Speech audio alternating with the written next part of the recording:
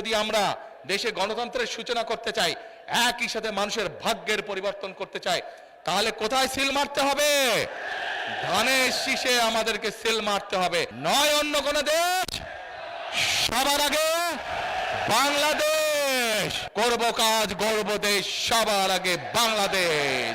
যারা আমরা নিজেদেরকে বাংলাদেশি বলি তাদের সবার জন্য একটি কথা, দিল্লি নয়, পেন্ডি নয়, নয় অন্য কোন দেশ, সবার আগে বাংলাদেশ।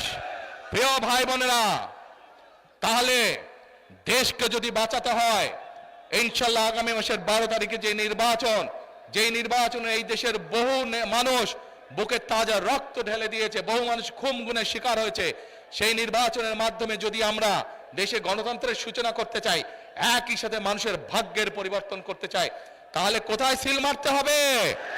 ধানের শীষে আমাদেরকে সিল মারতে হবে এবং দেশ গঠনে আমাদেরকে কাজে ঝাঁপিয়ে পড়তে হবে। করব কাজ গর্ব দেশ, সবার আগে বাংলাদেশ।